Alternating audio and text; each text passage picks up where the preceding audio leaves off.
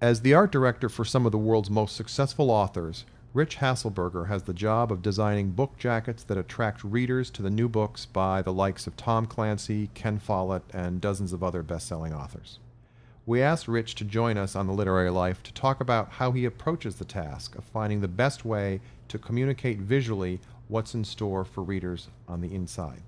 What I first want to know from you is, when you approach a book, be it Ken Follett or Tom Clancy or whoever the author is, what are you looking to do when you design a jacket? I think the first thing that you really want to do is you want to create a unique visual for the consumer. You know, it can't look ordinary. It can't look like they've seen it before, yet it has to have some of these similar elements that have always been on these types of books. For instance, the Tom Clancy, he had a very distinctive look for years and years and years, 15 plus years. And so what we did was not necessarily change the elements, to change the way we use the elements.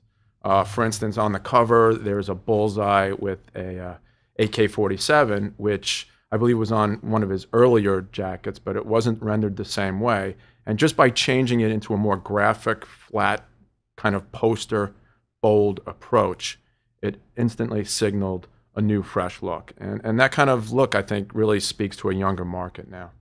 Are there particular things that you think we overuse as book publishers? Yeah, I mean, I think you always have some of these kind of overused elements. I know in the 90s there were gavels on every book. After Grisham, or actually Scott Turow had one on his. And we're always trying to get away from that. As a creative director, as a creative person, I always like the book that has a different storyline. I think on Ken Follett's books, he delves into different time periods, and you're able to show imagery from World War I, or even turn of the century type of thing. And it's kind of neat using some of those elements from the different time periods. And again, it starts looking like a fresher package. There's always genres in publishing that kind of stick for a while. Sometimes we think for too long a time. Chick lit was huge for a long time, and we all got tired of showing like really skinny, tall women and little dogs on leashes.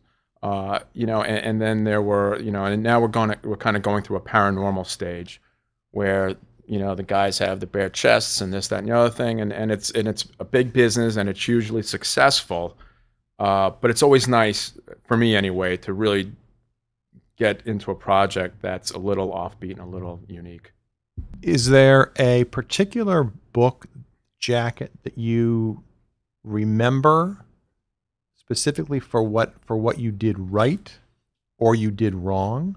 I'm proud of some of the earlier things, some of the more innovative things. Like we did the Harlan Coben when we first got him on board here at Penguin. I knew I had to handle in a different way the packaging, and so I did more like production type changes or innovations, where we cut the jacket so that it revealed the bound book underneath, and then we printed on the bound book stuff that had been done, not to this extent and not for Harlan Coben.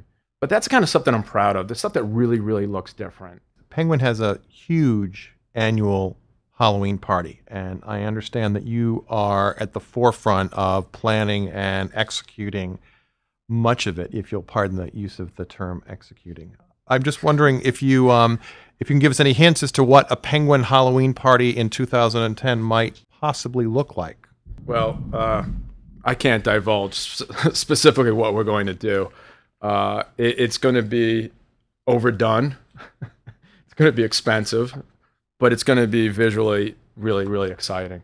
The year before, we did a tiki bar theme, and I actually purchased like real palm fronds from some place in Pennsylvania, and had it shipped up, and had to go down to the dock downstairs and bring it in and everything else.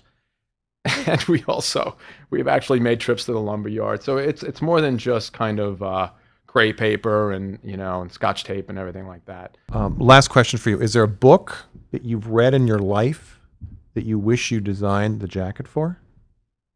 I'd say Catcher in the Rye, but I would have done it over the top.